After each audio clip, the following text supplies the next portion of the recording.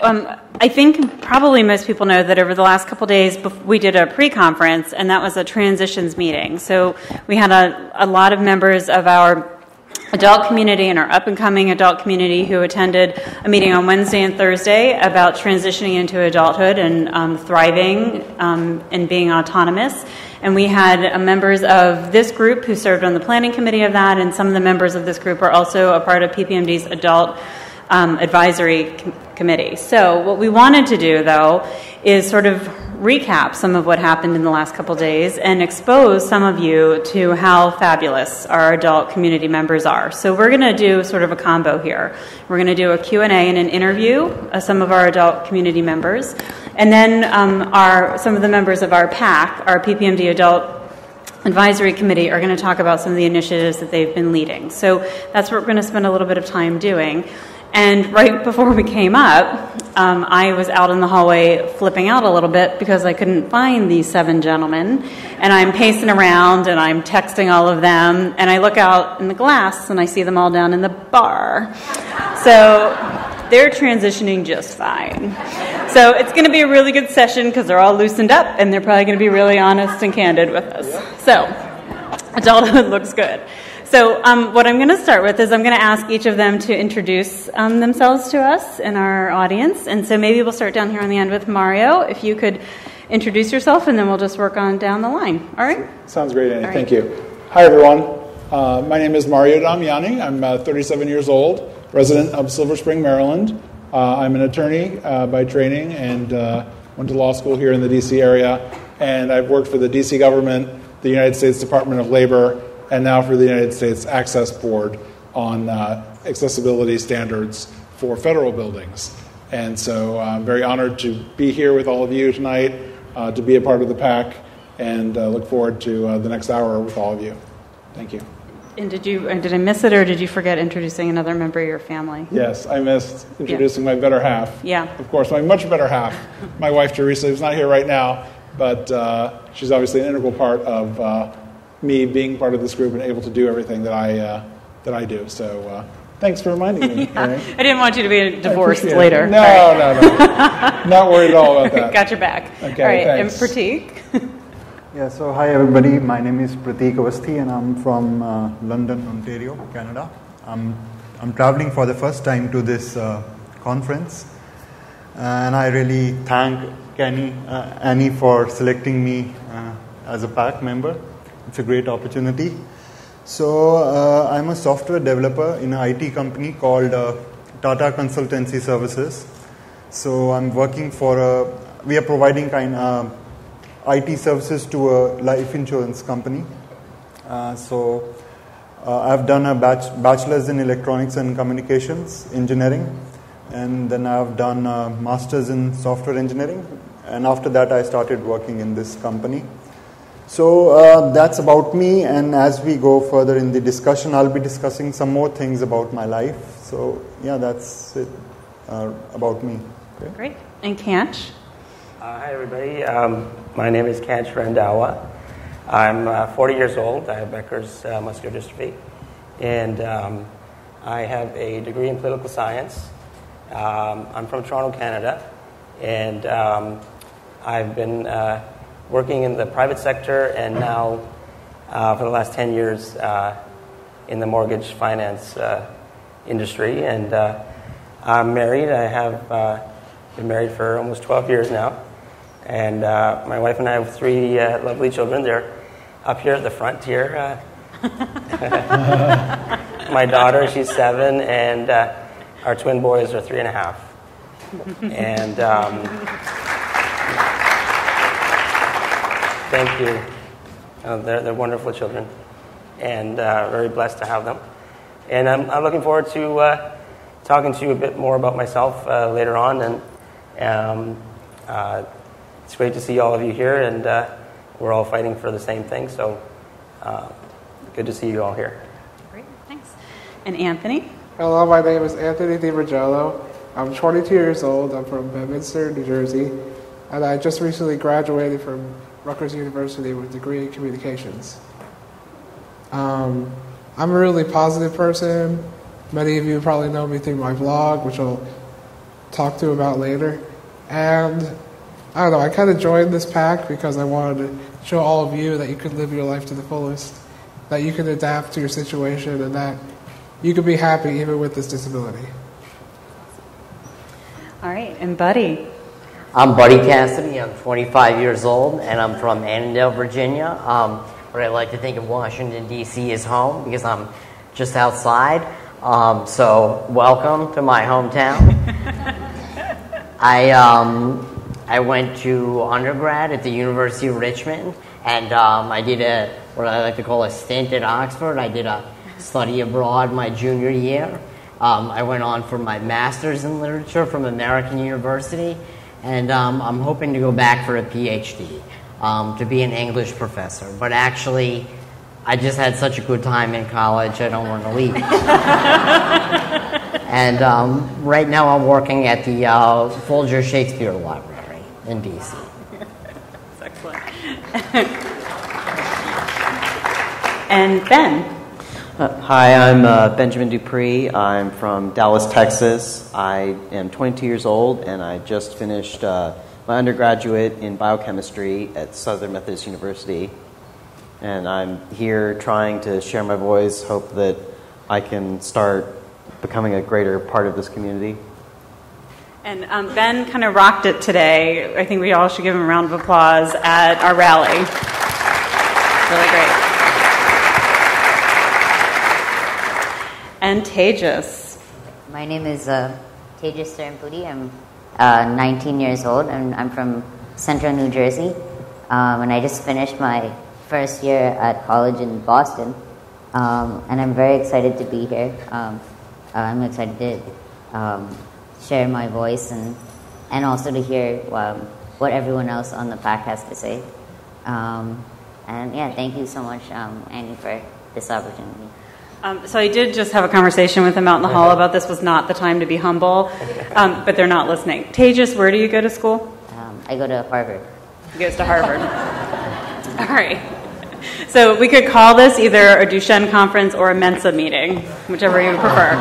All right, so we're going to get into it. So I'm going to just ask these guys some questions about maybe their formative years first, and some of their family dynamics and relationships, and then about adulthood, and get some of their perspectives, because hopefully that will help all of us in this room as we go home and think about how we're going to grow bigger lives for ourselves. So we'll start with that theme. So obviously you're each very successful and incredibly articulate. So can you guys each think for a moment and identify pivotal moments or experiences when growing up that maybe helped you dream bigger or push harder? And you don't have to go in any particular order, but what caused you to dream bigger and push harder?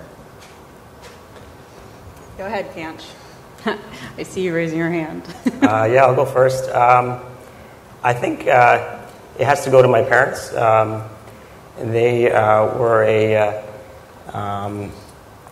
big reason as to why I'm who I am, and also my father was passed on now, but he always told me that people are going to look at you differently, maybe even treat you differently because of your disability, but it shouldn't limit you. You should actually take that as motivation to be better than everybody else.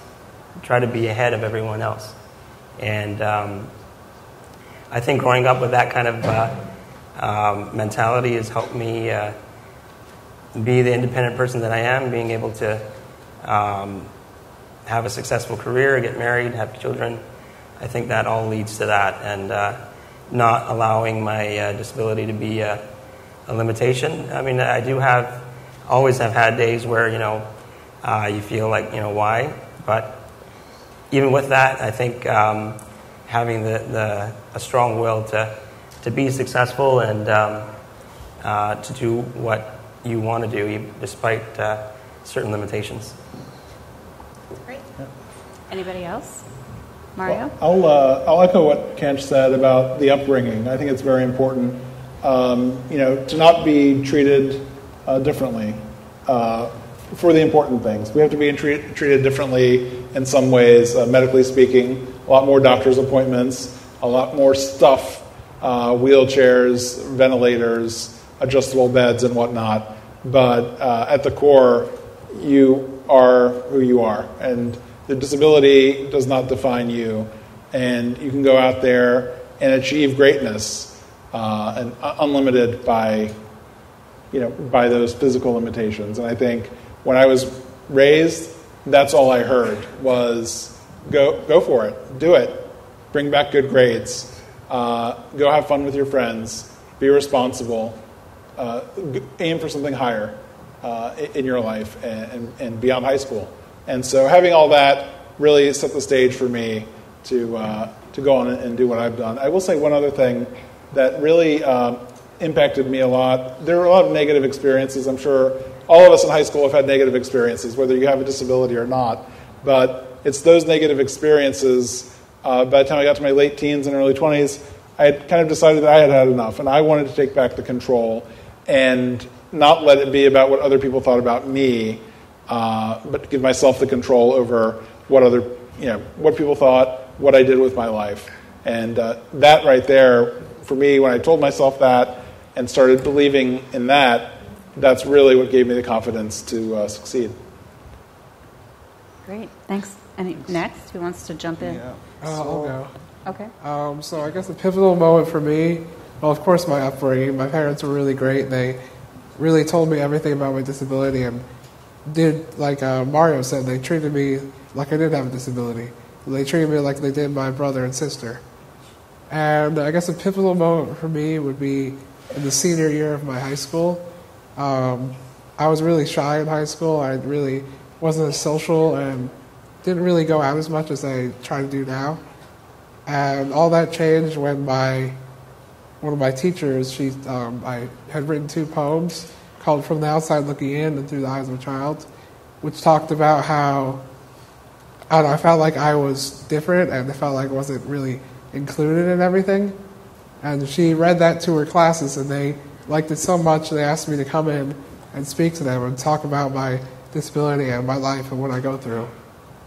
And I was just really amazed that I did not only talk to one class, but I talked to about 30 of the classes there and really shared my story. And that really allowed me to open up and be myself, because before I was kind of hiding myself because I didn't think people understood what I was going through. But if you open up and tell people what you're going through and ask for help, then that can really make all the difference in the world. How about down on this side? Ben.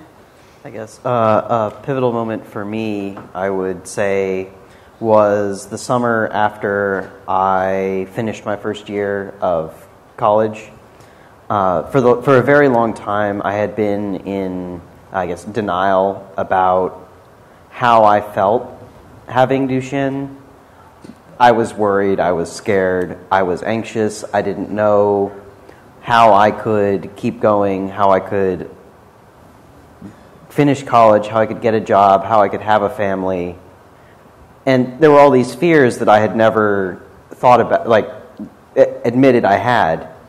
And this kind of all coalesced into a massive depression that brought me to, I'd say, my lowest point at the end of my first year of college. But being there, I started to realize that I needed to speak about these things. I needed to talk to someone, go over my anxieties, my fears, share them so that I could accept what I'm afraid of and move past it. That's great. Thanks. Anybody else? No one's obligated to answer every question. Okay, buddy? Now, don't take this the wrong way, but my parents never told me no. And what I mean by that is whenever I said I wanted to do something, I wanted to put myself out there, they never said no. They said go for it.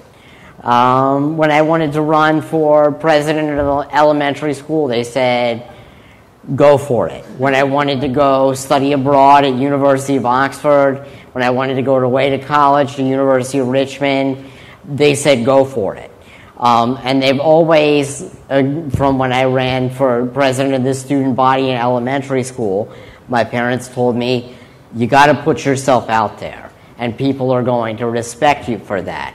And I found that the positions that I really like to put myself out there in were positions where I got to help other people. So I was student body president, I was a Goodwill ambassador for MDA, but the moment when it really hit me about like what does putting yourself out there means, it was the second day of the MDA telethon. I was junior co-host, I was 11 years old, and I was exhausted. And I just was like, I was like, Dad, I can't do it. And he's like, nope, you need to put your tuxedo on. And he's like, there's this movie, it's All That Jazz, based on Bob Fosse's life, where he just smacks himself in the face in the mirror and says, it's showtime. So there I was, in front of the mirror, I smacked both sides of my face and said, it's showtime. And so what I found is that my dad said, everybody knows that you're exhausted, okay? They know that already, but what they're going to appreciate is you pushed through it because you were stepping out for other people. And so it's just, even if you can't do anything, like you can't do everything being disabled, people are going to appreciate you trying and pushing yourself. That's great. That's awesome. Great. Tayjus, do you want to? So I would definitely have to agree with Buddy that is essential, that people will respect you if you're able to come forth and show that being in a wheelchair doesn't bother you. It's just another facet of life, and that it's not going to stop you. I think the way he said it was really good. I would say growing up, there was never one single pivotal moment. My parents always pushed me, and they never treated me any differently. They never said that you can't do anything. I realized what my limits were, but I also realized that for other things, achieve my goals and achievements were limitless if I wanted it to be that way. So they always pushed me, and I guess in high school, I would say in high school, that's when I really found myself. I joined debate club and went to debate conferences where I had to speak up and put myself out there, which I had never done before. And PPMD gave me the chance to go to the advocacy conferences and go to Capitol Hill, where I realized that my voice could make a difference, that speaking up, self-advocacy is key. And then going to college, being away from home, I think, has really solidified that.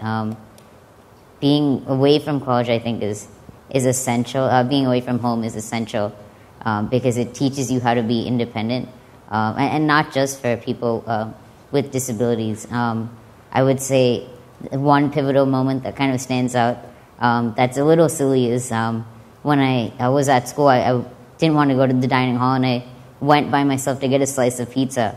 And I called my mom after, really excited. I was like, Mom, I went by myself, and it was a small thing, but it was I think it will stick in my mind as a moment where I was independent and didn't have to ask someone for help. And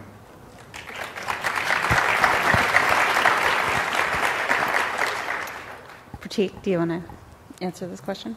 Yeah, so I would not say there was like one particular point. Like after that, my life changed. It was an ongoing process. Until certain age, my parents keep me really disciplined. So I really didn't have a choice. Like I was never able to think that I cannot achieve this and I should and I cannot do this. They actually set my goals for me, and they made sure I work hard towards achieving them. So I would say until that point it was really easy. Now there was a time where I stopped believing that I can do anything. there was a time then when I thought I have to let go of some dreams, and but I used to learn about such inspiring stories as we have life stories of people like we have stories of Mario, Tayjus, and everybody. So slowly I realized, like, with the right technology, like accessible infrastructure, accessible wheelchairs, you can achieve anything you want. So I applied for engineering, I got through it. Then when I was able to perform well in my engineering, that was kind of a motivating point for me. Then I really pushed myself hard and tried to see how I can overcome my barriers, whether it's using technology or anything that can help me to overcome the barriers and lead a normal life. So what I really will recommend everybody is, everybody has a spirit towards life. Like, you have a basic instinct, so you just don't have to kill your instinct. You just have to believe that everything can be achieved, but in a different way. Don't judge or don't extrapolate your dreams with the outlook that you have gained from your surroundings, because the popular outlook is something different, right? We have to read about like such stories of people who have achieved even more than what so-called normal people can achieve. So if we start dreaming with that outlook, I think we can achieve anything. Yeah.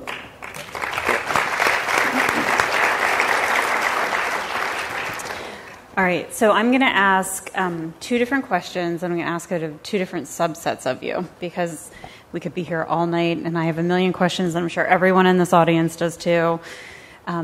But at some point, they're going to turn off the lights and make us all leave. So we're going to start breaking questions up a little bit. So I think you guys each touched on, in some way, socialization. And social networks are incredibly important to all of us, and that's what fuels us as people. So let's talk to the guys who are in college and recently graduated from college and grad school about how you build your social networks. Who are your friends? Where do you hang out? And maybe as you start to answer that question, maybe address whether that was always easy for you. And if it wasn't always easy, which I'm probably assuming it probably wasn't always a smooth path, how you kind of took that into your own hands, or when that transition happened to start to find people that you could hang out with and trust, and that would, maybe some of you talk about the NASCAR. So can you guys talk about that a little bit? Because there are probably a lot of people in the audience that want to know when that gets easier, better, how you find friends. And then we're going to start to move into questions about dating and relationships and marriage. So for the people who can field those questions, maybe we'll save your answers for that segment. Okay? And we will keep that PG, because I know there are younger kids, but we'll do some illusional questions there. All right. So whoever wants to jump into friends and socialization first. Anybody? I mean, I've seen some of you out with your friends, so I know they exist. Well, I guess for me... All right, Anthony. The socialization, I found the most friends online, because that's the internet is a place where all of us can communicate with everybody and not let our disability get in the way. Because I feel like in the real world, it's kind of hard to go up to someone and start talking to them and be able to get past the disability right away. And I think with using the internet, you can tell them your story, you can explain what you've gone through, and they're not going to judge you because you're in a wheelchair, because they might not know that at first. I think that's the best way to open up to the world is, I used to have the blog, and I just like to go on Facebook, talk to people, and really just communicate with people, because it can be harder to do that in the real world. And I think by practicing on Facebook and online, it allowed me to open up and be able to talk to people at school and wherever I go, and be able to be an advocate for myself. That's great. That's really good. Buddy, do you want to talk about how you rebuild a social network in Oxford? Sure. Okay. What I did in Oxford is I did the same thing I started with when I went to University of Richmond, which was find out what I was interested in and sign up for everything related to that. So I'm really into theater. I'm sort of classically trained. I was in a lot of productions at University of Richmond. Went to Oxford, signed up for all sorts of things. I also went, if I wasn't in the play at Richmond, I'd be helping with dressing. So I sent some emails out saying, does anybody need a dresser? I'm happy to help with costume changes. But then Whisper Down the Lane happened, and I was supposedly like this hotshot costume designer from America. And I was hired to do costuming for this Victorian era play based on a Charles Dickens novel. Fortunately, I had taken some theater classes, theater production, so I kind of knew what I was doing. The other thing is, Oxford is 40 smaller colleges, so I picked the one that was really theater heavy with a lot of student productions, and it was through being a costume designer that I got to meet a lot of people at my college. I have made some great lifelong friends from Oxford. I've gone back to visit them a couple of times. They've come to visit me. And I found one of the things that, as much as I liked University of Richmond, Oxford was a college town. So I could go out to the bars and the clubs and the pubs, and I could just get out and go places. So that certainly helped. If you're looking at colleges, you want to see what the social scene is like there and how you can get around.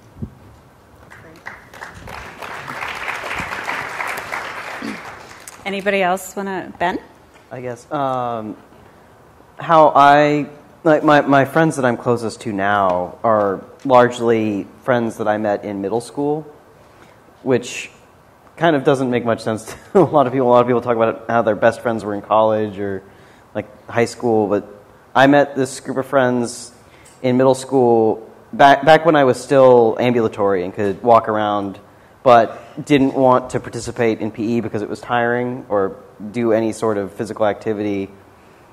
I was sitting down in the corner of the gym with a group of, I'd say, 4 or 5 able-bodied children who also just didn't like anything, like physical activity.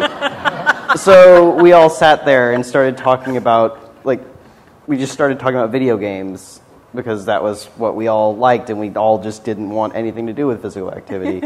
And so it kind of, they really treated me just like anyone else, and they continued to do that throughout middle school and high school and into college. As my ability deteriorated, I found that they still would try to include me in everything, and they'd still tease me just as much as we'd tease anyone else with the same jokes and just bothering each other, I guess.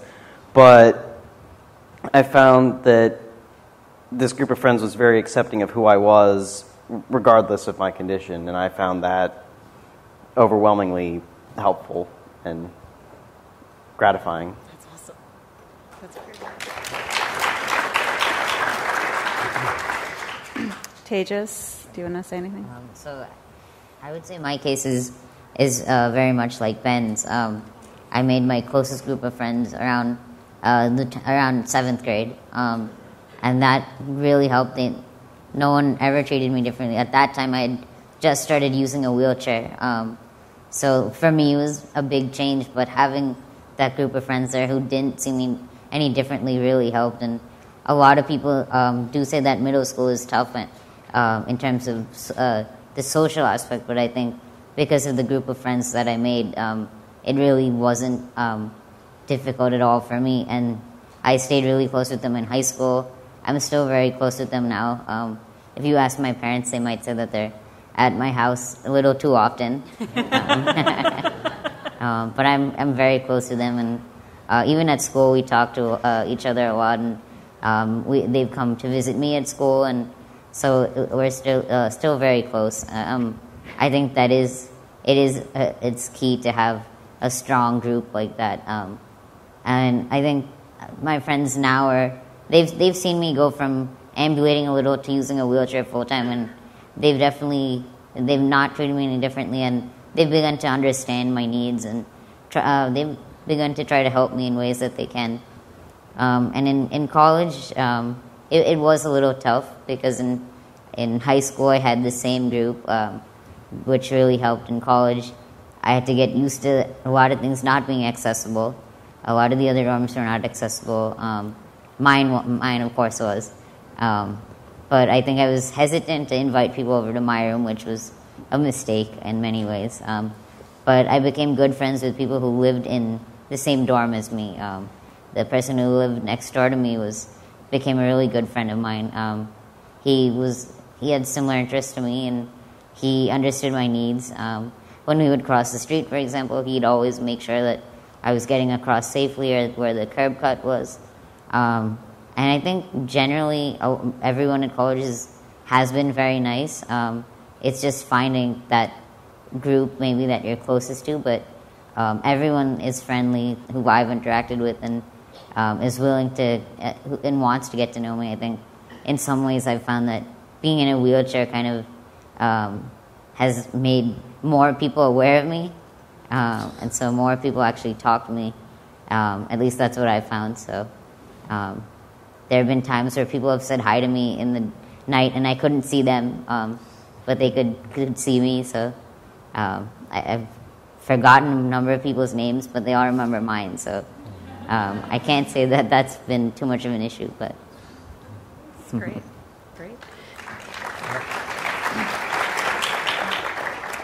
Pratik, do you want to address socialization? Socialization, yeah. So I kind of grew up in two different cultures. Some part of my growing up was in a different country, and some part was in Canada. So I was kind of automatically trained to adjust in my native country's culture. So it was easy for me. I could naturally socialize. I was always a outdoor person, like since my childhood. My parents were really having a bad time for telling me to study. So that was quite natural to me, but when you go to a different culture, you really have to fit into that culture. So it's a bit of a challenge for anybody, whether he's on a wheelchair or not. So it is also a good experience, but mostly it's within us. We have a lot of inhibitions that stop us from going to people, from talking to them, interacting with them. So as a suggestion, we just need to, even if we are uncomfortable with some situation, we need to push ourselves. And there will be a point that mental block will go away, and we'll slowly socialize more. And this goes to everybody, whether you are on a wheelchair or not. So yeah, that's what I try to do. That's great. Yeah. So that's a really nice transition into pushing yourself out there. So so for those of you who don't know, we did part of the transitions meeting. We did a couple closed sessions that were only open to the teens and adults, and one of those sessions was about sexuality, intimacy, and dating. And much like what happens in Vegas stays in Vegas, what happens at that meeting stays at that meeting. But we will ask a couple questions of Mario and Kanch, maybe to talk about, I think maybe marriage and family life is in some ways the holy grail and for all of us, I'm not married either, so it is a holy grail. And after the session, like last time I went out to Teresa and Mario, I'm like, who knew that social network worked? So Mario, maybe you can talk a little bit about how you met your wife. Sure. And just reflect a little bit on married life from your viewpoint. Yeah, I will. Before I do that, I do want to address one thing, because I think it's telling. I think a lot of people can identify with this. Again, whether you have Duchenne, Becker, another disability, or no disability. And that is the fact that at one point or another, usually it's middle or high school, you'll see someone that you like, you will get nervous, you will build up the courage to go ask them out. You'll ask them out, and they'll laugh in your face. And nothing different there, whether you have a disability or not. So and I think many people have. You have that experience. And if you have that experience once, twice, 3 times, you can just give up and say, oh, it's never going to happen for me. Who would ever want to date someone that uses a wheelchair? But if you don't do that, and if you keep trying, you can eventually meet someone for you. And I tell people that the most shocking thing is not that I'm married, because I think there's a stereotype that people with disabilities can't have lasting relationships and can't get married. In fact, you can, and like me, you can actually get married twice, because I have been married before. That didn't work out. It wasn't so much really related to my disability. There were other issues, as with any marriage. And so, second time around, and again, after that I could have given up, but yet I didn't. And I found someone at a singles event for a young professionals group here in D.C. Who really, right from the beginning, I think she really had not known anyone closely with a disability before me. So she didn't know terminology. She didn't know equipment. She didn't know how the disease worked, but she was willing to listen. She was willing to understand, willing for me to teach her. And I think having someone that was so open to that was really the key in me beginning a stable relationship with Teresa, who's now my wife. So I think there's that gradual progression that if you keep trying, eventually it will happen for you. And again, that's advice that you could read in any New York Times romance blog. You don't have to hear it here first. But again, so that would be my advice, is just to not give up, to keep trying, keep meeting different people, and eventually you'll find the right person for you.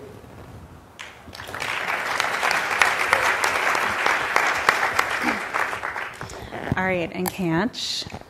Yeah, my experience in high school and similar to Mario's, there were times of rejection, but that kind of changed in university.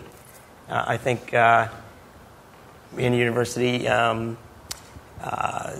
people are more mature, more understanding, more open to different types of people. And just as Mario said, if you keep putting yourself out there and trying and not holding back, letting your personality show and not focusing on the disability really, I think, affects people in a positive way.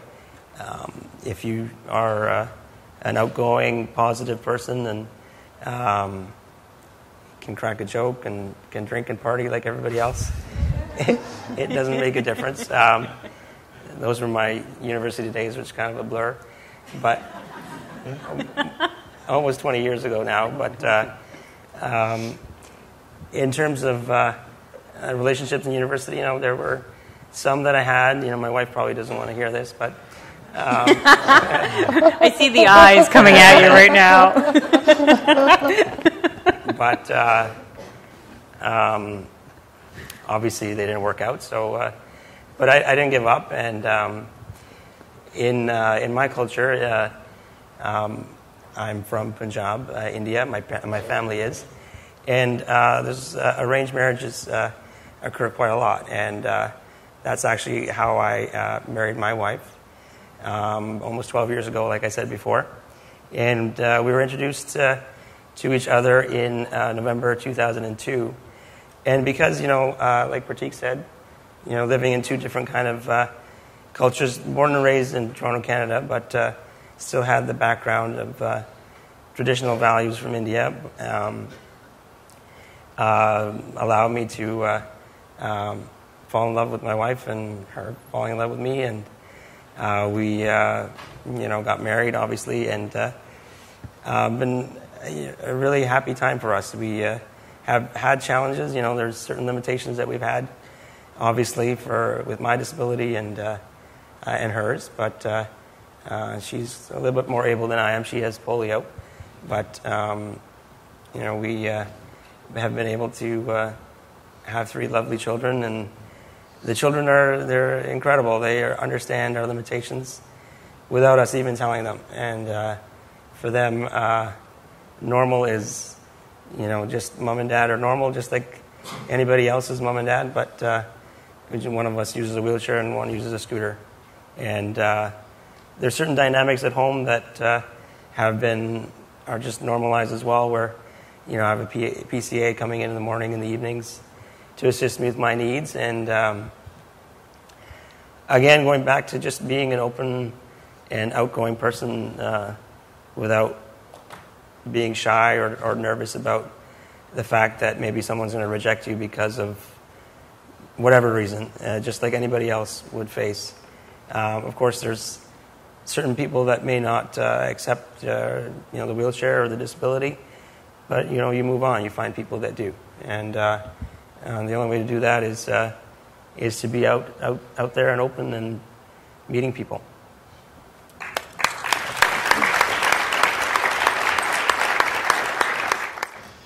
So we'll ask another question of this whole group in just a minute. But I think a lot of you know that in January we wanted to formalize this adult voice within our PPMD community, because we realized that we had something really special here, and that we wanted to take all of these moments and transform them into a movement and find ways to really integrate all of these voices into everything we do, into all of our policy work, into advisors to us as an organization, into advisors to all of you, into all of the stakeholders that we work with.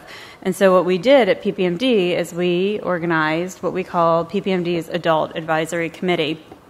And we put out a call to our community, and we invited anybody who was interested to self-nominate or nominate members of our community to be a part of our PAAC, which is what we call members of this group. And so from everybody that was nominated, we selected members of our adult Duchenne and Becker community to be a part of our PAAC. And so here you have who is a part of the PAAC in 2015. And in February, the PAAC came together here in Washington for a training to understand our landscape and the context for what the policy work that the PAAC was going to be engaged in was, met with leaders, agency representatives, researchers, industry representatives, just to really get a sense of where PPMD fit in, and then where they as PAAC members would fit in.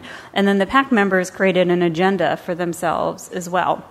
And so the PAAC is going to talk just very briefly to you about what some of the work they've been doing and some of the resources that they've created for the community in the next couple minutes, and then we'll come back and ask another question or two of this group.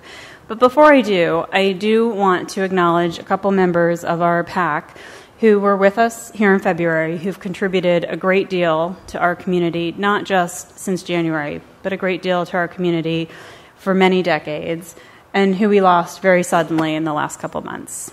And we as a PAAC have grieved them tremendously, but they left extraordinary legacies to us as a community.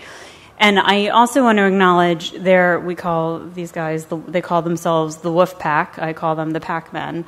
But these men really rose up to love their brothers and to really wrap their arms around the families of Matt Petresco and Benjamin Cumbo, as those families grieve the very sudden deaths of our friends. And so I want to acknowledge not just Benjamin and Matt, but also these men who really attended the funerals, celebrated the families. And you're going to see today, as we present this work, the work that Ben, Matt, and the men who are here with us on this stage, and some men who are not able to be with us here today, have done. So I thought it was important that we acknowledge that Ben and Matt are very much a part of what we've done here today.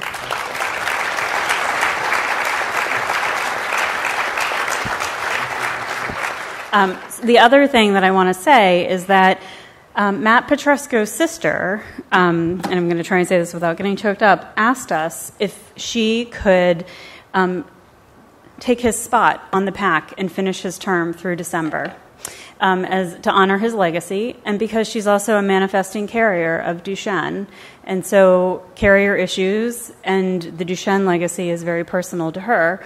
And so the PAAC discussed it for about, 10 seconds and said, yes, that we wanted her to be a part of the Adult Advisory Committee. And I actually spoke with her today to let her know that we were going to be talking about this today. And so this is now what our PAAC looks like for the remainder of the year. So I'm going to turn this over to Anthony, who's going to do the presentation on behalf of, and they're going to start their presentation for the next couple minutes. All right?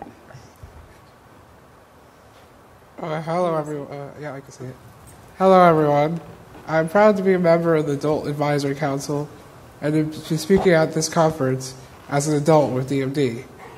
Many of you know me from my blog, The Optimist Guide to Life, which was a place for me to share my experiences, my optimism, and teach people how to live life to the fullest.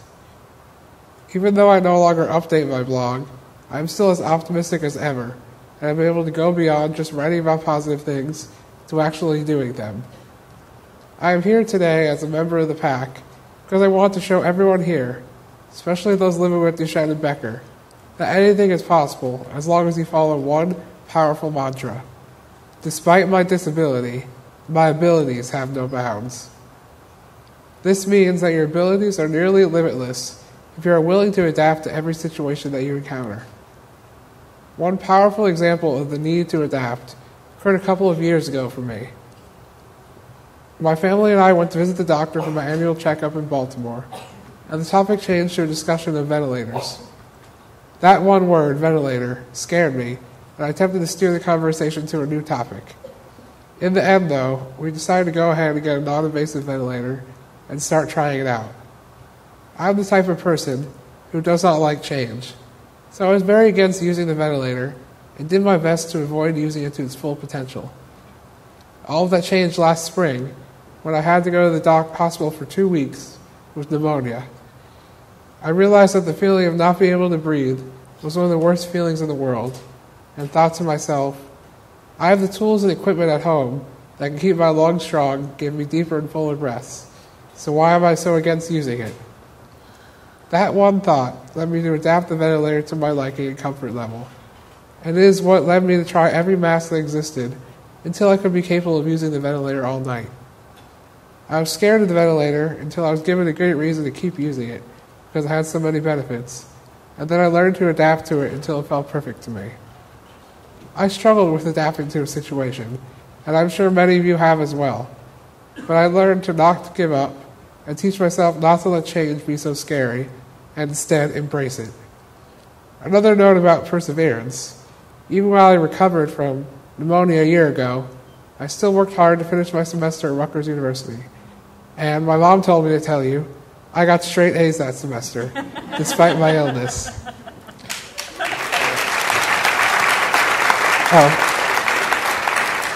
So all these lessons of perseverance, adapting, and embracing change will be very important for me now that college is over, and I'm trying to figure out how to work without losing Medicaid and SSI benefits. These same lessons of perseverance and embracing and adapting to change are at the heart of the initiatives that the PAAC have been working on, which you'll hear about next. So get out there and show the world what your true potential is. Embrace and adapt to every change that is thrown your way in life. And remember, despite your disability, your abilities have no bounds. Thank you.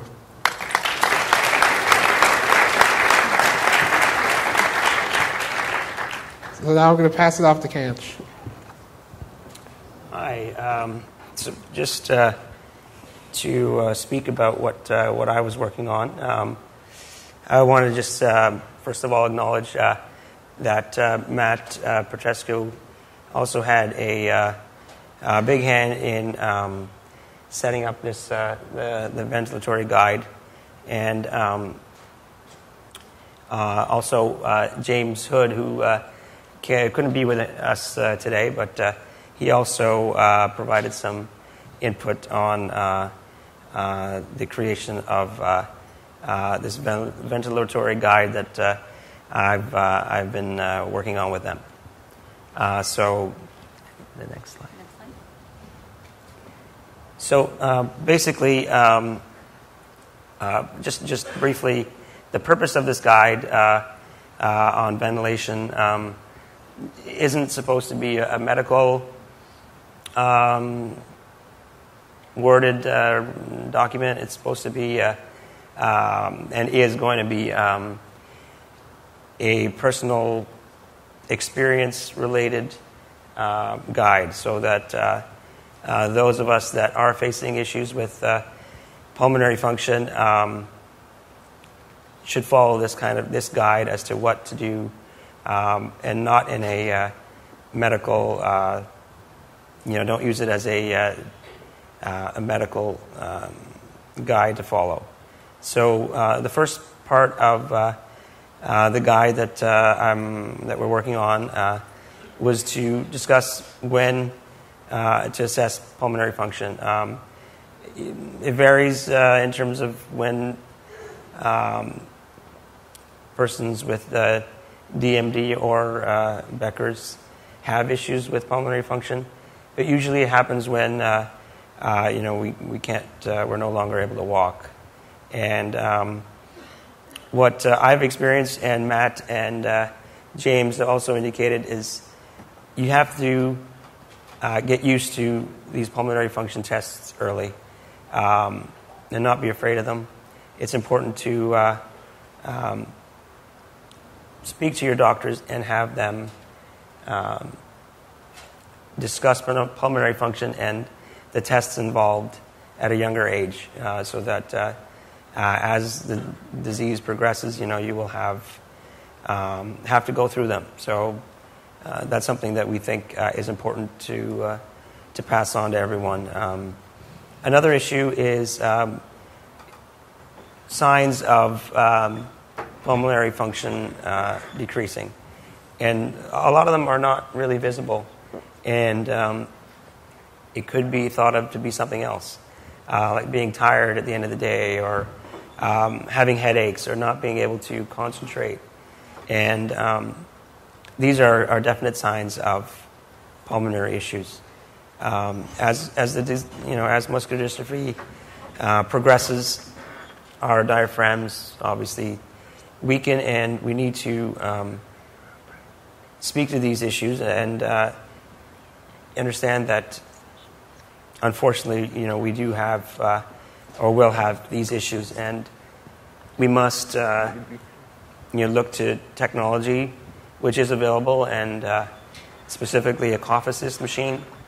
It's very important to have that again at a younger age, to start using it, getting used to it, continuing to have larger and fuller breaths to clear out any secretions that may occur. A lot of young men that have Duchenne wake up in the morning and have lots of secretions issues, and cough assist machines are very important to help assist in clearing those secretions. So that's another aspect of what this guide will discuss. Now, there's two options in terms of ventilation, and specifically Matt had given input on the non-invasive ventilation, which Anthony spoke about,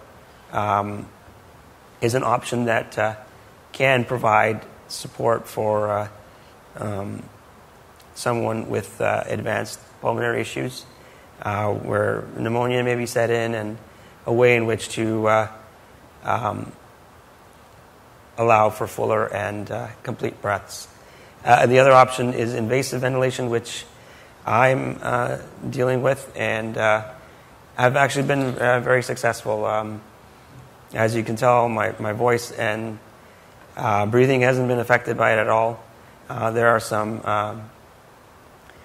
I guess, maybe not false, but concerns that a lot of people have when dealing with tracheostomies and how to deal with them. James Hood also assisted with that. He's also ventilated invasively with a tracheostomy. My ventilation issues, I ventilated overnight with an invasive ventilator.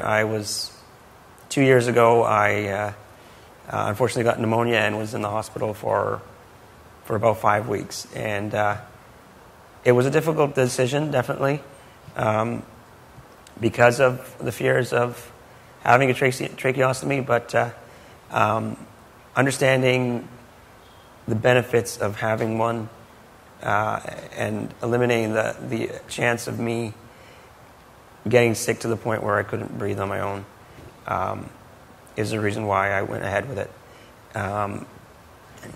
Next slide, please. Yeah. Okay. I wouldn't go just... Just so quickly, certain interventions that may benefit pulmonary function. Make sure to have your flu shots. Make sure you have proper vitamin and minerals taken, and follow a healthy diet, and obviously avoid any kind of smoking or secondary smoke is also something that's very important. Lastly, medical recommendations versus personal choice. Again, it is your choice. Now, doctors may recommend certain types of ventilation, but some may not even consider that, where maybe it'd be a benefit to have a BiPAP machine started at a point where, it may not necessarily be needed at that point, but it is something to maintain that pulmonary function. So lastly, the guide is, again, just a support to medical. There's obviously so much medical-related documents about ventilation. And this is just a personal perspective from 3 of us in the PAAC. Thank you. Are you going next? Who goes next? I can. Do you want to go? Go ahead. Okay. Yeah. Okay, so I'll be really quick. As I said while answering some of the previous questions, I grew up in a different country than Canada. So during that process, I've even seen an environment which is not this accessible, which is not this accepting to your disability, and which is not that much technologically advanced, which is the problem which is being faced by all of the developing countries. So here we are able to have a normal life, like we are able to achieve everything what the panel discussed with the help of the right technology, wheelchairs, accessible infrastructure. So what I really want to highlight is we cannot take everything for granted, like whatever is there. And also the initiatives that PPMD is now starting, like they are doing advocacy for a lot of things. So we really need that, and we really need support of everybody here to achieve such things which will help us keeping our lives normal. So I really like to congratulate PPMD in whatever great achievements they have done, and also thank everybody for their support, and I would like to request everybody to keep giving us the support. Yeah, that's it.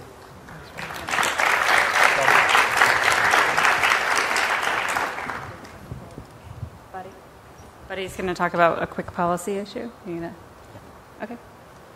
I'm working right now with Annie on the Transitions Policy Initiative, and we're looking at, in particular, the Social Security disincentive. And how does that work? Well, the way it's set up is that you have a choice to not work but have a PCA and live independently, or you can, because you're earning too much money, you can work and not have a PCA, but that doesn't really work. So we're trying to figure out how to fix that. So we're looking at SSI benefits, Medicaid, and paying for the PCA, because these are all interconnected. And right now, like, you have one good choice or one really horrible choice. It's comparable to, I don't know if anyone's seen the film My Cousin Vinny, the $100 or a good ass kicking. It's that kind of choice. It's been a while since I've had a good ass kicking, but I think I'm going to go for the $100. We are very fortunate. The ABLE Act was passed recently. So if you are disabled, you can now keep an expense account of up to $100,000. That's for medical expenses, maybe to help you with school, but that's really a half measure. It's a Band-Aid for a hemorrhage. So a good start, but we're hoping to do much more so that you can have a PCA and hold a job and feel fulfilled in your occupation. All right, and Mario's going to bring it home for us. Okay, rounding third. So what you see on the screen right now are some of the activities we've worked on in our first 6 months of the PAAC. We're going to be continuing on all these issues going forward, as well as adding information on dating and marriage, accessibility, transportation, and other issues related to that. On the next slide, and if you can go to that real quick, the Home Modifications Guide is what Alan Chalet and I and others have been working on most recently. We're just in the research and, organization phase of this document. But what you see are the 4 areas that we plan to focus on. We really want to make a comprehensive guide to help all of you and other people with Duchenne and Becker that need to make home modifications, whether you're buying or renting. And we'll be addressing the topics that you see on the screen. So I think that's something that will be really important and will affect everyone. In closing, and this will be the third and final film reference of this conference, possibly. So in the movie Forrest Gump, Lieutenant Dan gets hurt in Vietnam, but he survives. But he's really in a lot of despair. And at the end, he says, "What am I going to do now?" And if we take that question and apply it to all of us, well, if you have Duchenne or Becker, you're going to do everything you can to live longer, to succeed in life. If you're a clinician and a researcher or a pharmaceutical developer, you're going to keep doing what you've been doing. If you're a physical therapist, you're going to keep doing what you've been doing. If you're a parent, you will keep doing what you have been doing, which is fighting, until we can all say one day that we've successfully ended Duchenne. So thank you for your time. We're honored to serve PPMD, to serve the PAAC, and thank you so much.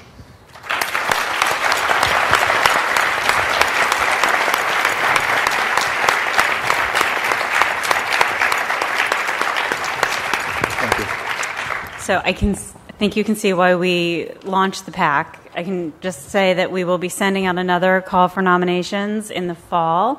So if there are other young adults in the room or adults who are interested in applying, we will be looking for new members of the PAAC as we look to expand. And then the last thing I will say is that I have a friend who says we are the population that was hoped for, and now we're here. And here they are. So let's give a big round of applause to our leaders.